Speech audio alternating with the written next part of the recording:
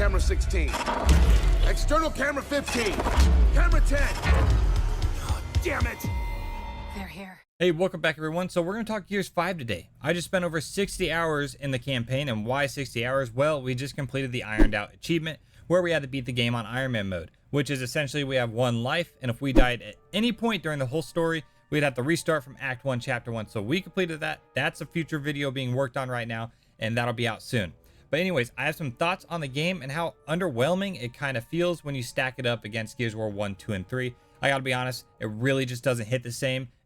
I mean, it's got some cool stuff, and we'll talk about that in this video, but it certainly missed the mark, so let's get into it. You know, when Gears of War first came out, it was a game changer. It set the bar for third-person shooters, and I'm not just talking about the gameplay, I mean the whole package. The brutal combat, the characters you actually cared about, and let's be real, Gears 2 had one of the most heart-wrenching moments in gaming history with Dom and Maria. That scene will forever be permanently burned into my brain, at least.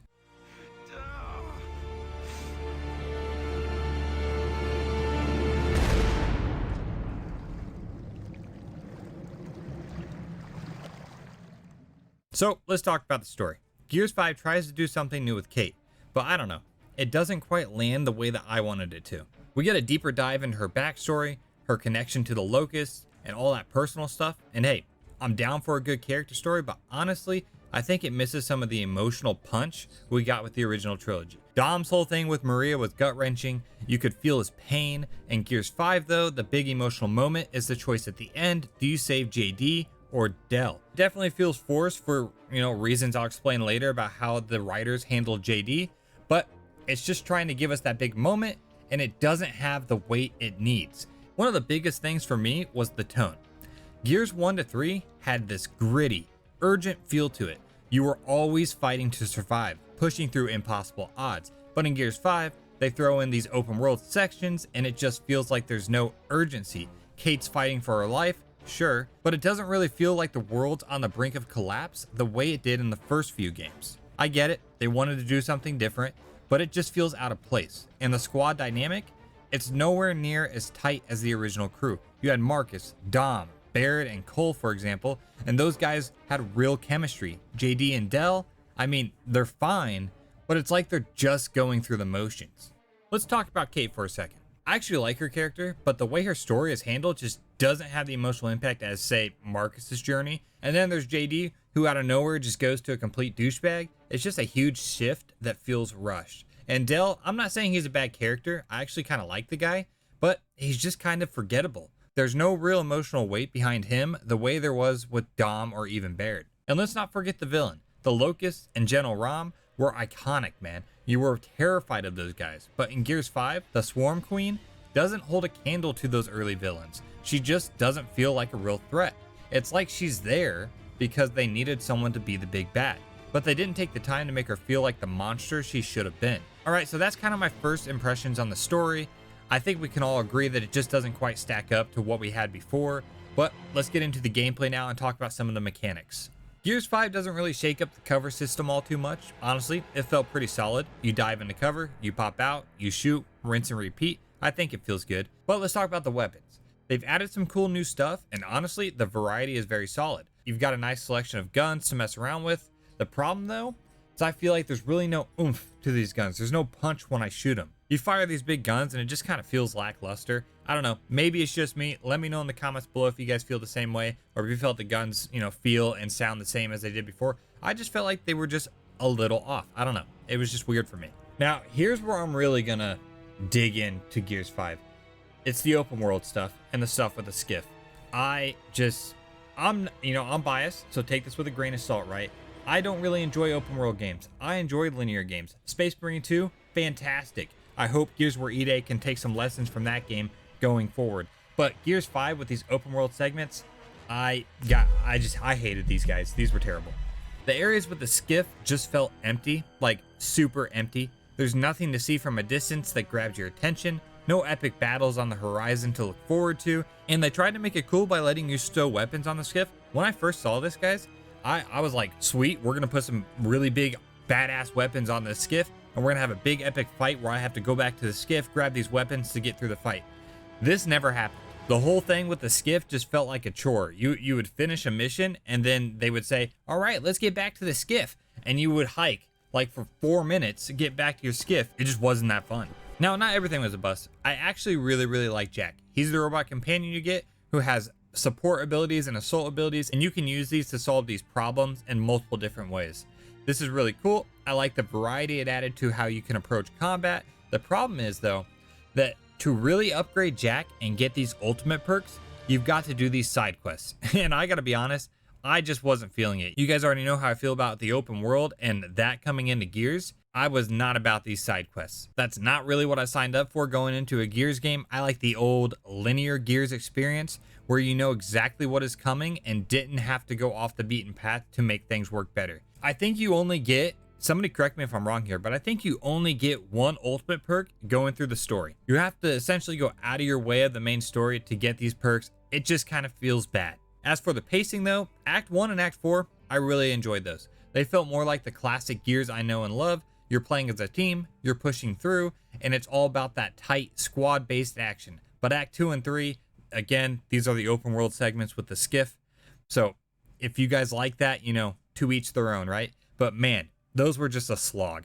And I'm not just talking about difficult. Those sections felt like they dragged because of the skiff and the open world stuff. They took me out of the experience and it was very hard to stay invested. Every time that I was told to go back to the skiff, it just broke the immersion of the game. I understand that that could be an unpopular opinion. If you guys enjoyed the skiff or the open world segments, let me know in the comments below. One of the things I missed the most from the originals is the sense of camaraderie between the squad. You played as a unit, the squad stuck together, and that was such a big part of the emotional investment. Gears 5 has some of that, sure, but it feels like a Kate and Del show, and that's fine, but I miss the old school vibe of fighting together as a crew, which is one of the reasons why I really enjoyed Act 1 and Act 4 and not Act 2 or 3 at all.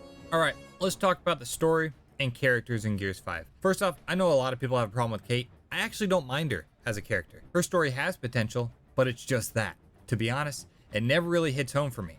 The thing is, Gears has always had that strong antagonist, the big bad that you're going up against. In the first few games, it's all about the Locust, then later the Swarm. And Gears 5 though, I just couldn't find that one character who felt like the big threat.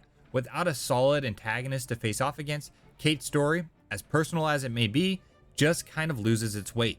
And speaking of the story, the whole COG versus Swarm conflict, it kind of falls flat. I'm not saying it's bad, but it feels like recycled content. The stakes aren't really raised and there aren't real twists to keep you on the edge of your seat. One thing that really stands out though is how much the writers seem to care about making JD look bad. Now, by the end of the game, I didn't like JD either, and yeah, I killed him. But it feels like the whole point of the story was to paint him in the worst light possible. And that just seems lazy, man. It's fine to have characters go through growth, but when the whole arc feels more about making you dislike a character, something just doesn't feel right. As for the rest of the cast, well, they're kind of filler. Lizzie Carmine is the only one who gets any real emotional weight. And of course, that's because she's a Carmine. And we know how that family story tends to go. Beyond her though, nobody really has that impact. Foz, Del, and JD all just feel like chumps. Honestly, Kate's got some promise, but the way her story is handled just didn't land for me. And don't even get me started on Marcus, Barrett, and Cole. They're pretty much non-existent in Gears 5. And that's fine if we're going to move away from their stories, but if we're doing that, let's just commit to it. I feel like they were thrown in as fan service, and that's kind of like when Disney took over Star Wars and dragged iconic characters back in just to tick a box. It doesn't always work, and it's definitely not what I was hoping for in a game like this. As for the plot twists, they just didn't land. There's a lot of potential for Gears 5 to throw in some serious curveballs, but instead, it felt like the game was too safe. Take Kate's vision, for example. This could have been a great opportunity to really throw us for a loop. Imagine if instead of the vision being just a vision, what if, in that moment of chaos, Kate ends up stabbing Del? The emotional impact of that would have been huge. Imagine the fallout, the realization that she's become a tool of the Swarm in a way that she couldn't control. That could have been a shocking, game-changing moment, but instead, we got a vision that doesn't really feel like it actually matters in the grand scheme of the story. This whole plot just feels like it was pulling its punches. There were so many opportunities to turn things upside down and challenge us emotionally, but it just never happened. They could have made Kate's journey more impactful by testing her in ways that felt more personal and brutal. Instead of just having JD as the bad guy, What if the game pushed us to question Kate's own morality and decisions in a deeper way? You could have had a huge moment where Kate had to decide whether to become the villain herself rather than just make JD the punching bag for the entire game. The game could have taken more risks in the plot to make these twists really hit home. But what we ended up with was a plot that felt safe and predictable, and that's a real shame for a Gears game. The story had potential, but it didn't follow through, and in a game like this, where you've already got a rich history of intense emotional moments, that's a major letdown. So, here's the thing. Gears 5 definitely falls short of the high bar set by the original trilogy, but I'm not totally ready to throw in the towel just yet. If Gears 6 gets the right writing and the character development, it can absolutely redeem itself. There's potential to build on Kate's story, bring in more depth to the characters, and really make the narrative hit harder. That said, we've got Gears of War eday coming up first, and there's a lot of exciting stuff they could explore there. For example, Marcus and Carlos, Dom's brother, for those of you that don't know, have such a strong relationship in the books, and we could see some real emotional depth with that relationship leading up to eday. But that's a whole other conversation for another time.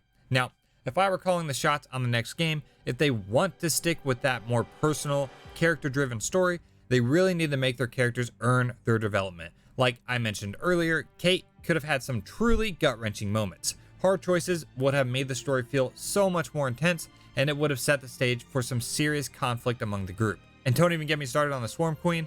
She should have been introduced way earlier, and she needed to be ruthless. Instead of feeling like some random big bad we just sort of stumble upon, she could have been the driving force behind the whole conflict, making the stakes much higher. But at the end of the day, is the Gears 5 story worth playing through? Well, if you're a massive Gears fan like myself and you're just curious on where the story goes, I'd say yeah, go for it. It's not by any means terrible, and it does certainly have its moments, so you'll probably enjoy it. But if you're new to the series or you're just looking for a solid third-person shooter, there are definitely better games out there. Space Marine 2, for example, or the original trilogy still stands as the gold standard, no question. The good news is, if you've got Game Pass, it's a low-risk play. Gears 5 is on Game Pass. You can check it out without dropping a ton of cash, and who knows, you might find some good things that you enjoy about it. And if you don't, you can just uninstall it, who cares? But overall, it's not the best in the series. It's a bit of a letdown, but there's hope for the future if they can really nail Gears of War eday. Hopefully they just completely scrap the open world stuff and just allocate all those resources being spent on open world and put them on the AI team, because they need some help. The enemy and team AI, they just aren't that good, okay? They're not that good. But like I mentioned earlier, I just completed the Ironed Out achievement. That video is being worked on. If you're interested in seeing me go through that torture, then subscribe, because that'll be out soon. And as always, take excellent care of yourselves, call your mother or someone you love, and goodbye.